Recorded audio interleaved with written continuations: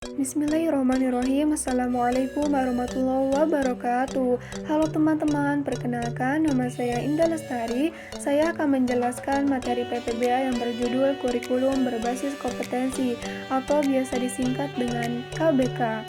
Yang pertama, apa sih itu pengertian kurikulum berbasis kompetensi? Nah, pada hakikatnya, kompetensi merupakan seperangkat kemampuan yang berupa pengetahuan, keterampilan, sikap, dan nilai-nilai yang dikuasai seorang sehingga mampu dalam melaksanakan tugas-tugas di bidang pekerjaan tertentu. Nah, jadi dapat kita simpulkan bahwa kurikulum berbasis kompetensi adalah seperangkat rencana dan pengaturan tentang kompetensi dan hasil belajar yang harus dicapai oleh siswa. Penilaian kegiatan belajar mengajar dan pemberdayaan sumber daya pendidikan dalam pengembangan kurikulum sekolah. Nah, kemudian bagaimana sih latar belakang munculnya KBK ini? Diawali dengan munculnya kebijakan pemerintah, diantaranya lahirnya Undang-Undang Nomor 22 Tahun 1999 tentang pemerintahan daerah. Kemudian Undang-Undang Nomor 25 Tahun 2000 tentang kewenangan pemerintahan dan kewenangan provinsi sebagai daerah otonom, serta lahirnya TAP MPR Nomor 4/1999 tentang arah kebijakan pendidikan di masa depan. Kemudian dalam kehidupan global, kehidupan yang penuh persaingan tidak bisa dihindari. Di samping itu, rendahnya kualitas pendidikan merupakan faktor pendorong lain perlunya perubahan kurikulum dalam konteks reformasi pendidikan. Atas dasar kepentingan tersebut diperlukan perubahan yang mendasar dalam sistem pendidikan nasional yang dipandang sudah tidak efektif dan tidak mampu lagi mempersiapkan anak didik untuk bersaing dengan bangsa lain di dunia. Salah satu perubahan tersebut berkaitan dengan perubahan kurikulum sebagai alat pencapaian tujuan pendidikan. Kemudian, apa tujuan KBK ini ya? Nah, tujuan KBK ini adalah mengembangkan potensi peserta didik untuk menghadapi perannya di masa datang dengan mengembangkan sejumlah kecakapan hidup. Kemudian, apa saja sih karakteristik KBK ini?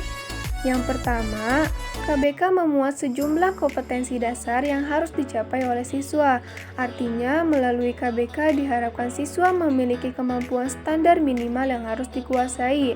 Kemudian yang kedua, implementasi pembelajaran dalam KBK menekankan kepada proses pengalaman dengan memperhatikan keberagaman setiap individu. Pembelajaran tidak sekedar diarahkan untuk menguasai materi pembelajaran, akan tetapi bagaimana materi itu dapat menunjang dan mempengaruhi kemampuan berpikir dan kemampuan bertindak sehari-hari. Kemudian yang ketiga, evaluasi dalam KBK menekankan pada evaluasi hasil proses belajar. Kedua sisi evaluasi ini sama pentingnya, sehingga pencapaian standar kompetensi dilakukan secara utuh yang tidak hanya mengukur aspek pengetahuan saja, akan tetapi sikap dan keterampilan. Kemudian ada pengembangan KBK. Pengembangan KBK sebagai pedoman dan alat pendidikan bagi guru didasarkan pada 3 asas pokok, yaitu yang pertama ada asas filosofis yang berkenaan dengan sistem nilai yang berlaku di masyarakat.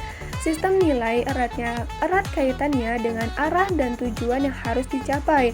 Kurikulum pada hakikatnya berfungsi sebagai alat pendidikan untuk mempersiapkan anggota masyarakat yang dapat mempertahankan dan mengembangkan sistem nilai masyarakatnya sendiri.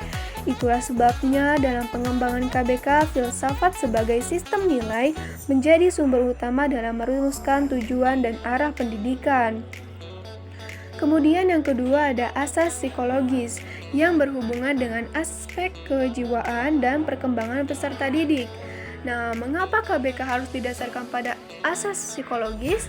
Alasannya yang pertama, secara psikologis anak didik memiliki perbedaan, baik perbedaan minat, bakat, maupun potensi yang dimilikinya.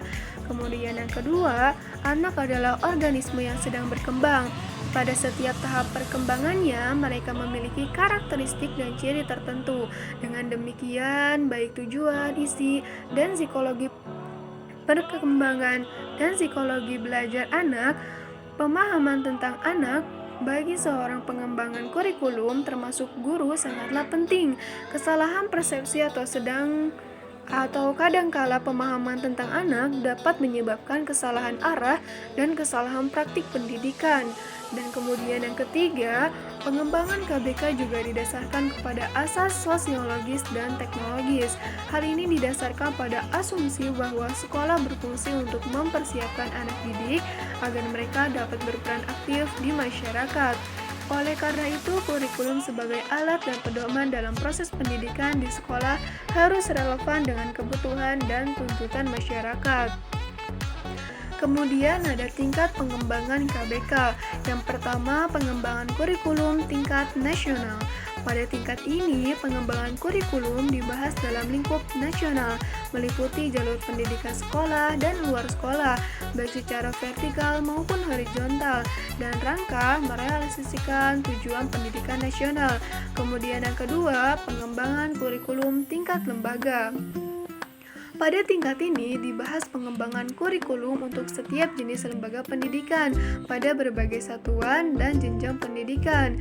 Kegiatan yang dilakukan pada tahap ini antara lain yang pertama, mengembangkan kompetensi lulusan dan merumuskan tujuan-tujuan pendidikan pada berbagai jenis lembaga pendidikan.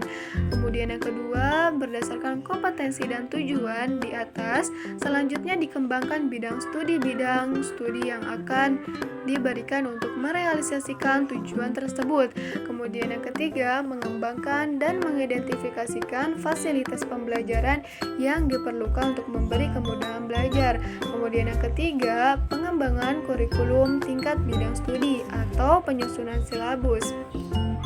Pada tingkat ini dilakukan pengembangan silabus untuk setiap bidang studi pada berbagai jenis lembaga pendidikan. Kegiatan yang dilakukan antara lain yang pertama, mengidentifikasi dan menentukan jenis-jenis kompetensi dan tujuan setiap bidang studi. Kemudian yang kedua, mengembangkan kompetensi dan pokok-pokok bahasan serta mengelompokkannya sesuai dengan ranah pengetahuan, pemahaman, kemampuan, nilai, dan sikap. Kemudian yang ketiga, mendeskripsikan kompetensi serta mengelompokkannya sesuai dengan skop dan sekuensi. Kemudian yang keempat, mengembangkan indikator untuk setiap kompetensi serta kriteria pencapaiannya. Kemudian yang keempat, pengembangan kurikulum tingkat satuan bahasan atau modul. Berdasarkan kompetensi-kompetensi yang telah diidentifikasi dan diurutkan sesuai dengan tingkat pencapaiannya pada setiap bidang studi, selanjutnya dikembangkan program-program pembelajaran. Dalam KBK, program pembelajaran yang dikembangkan adalah modul, sehingga kegiatan pengembangan kurikulum pada tingkat ini adalah menyusun dan mengembangkan paket-paket modul. Kemudian yang terakhir ada prinsip-prinsip pengembangan dan implementasi KBK. Sesuai dengan asas-asas yang mendasarnya, proses pengembangan KBK harus dilakukan dengan memperhatikan beberapa prinsip.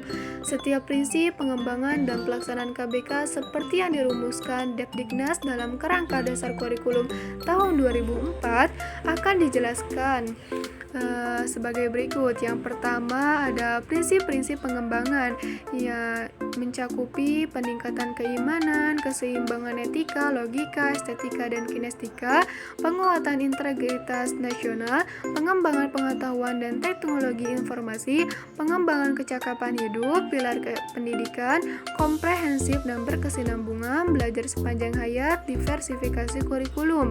Kemudian yang kedua, prinsip implementasi mencakup kesamaan memperoleh kesempatan, berpusat pada anak, pendekatan menyeluruh dan kemitraan, dan kesatuan dalam kebijakan dan keberagaman dalam pelaksanaan. Mungkin sekian yang dapat saya sampaikan. Mohon maaf apabila ada kesalahan. Wassalamualaikum warahmatullahi wabarakatuh.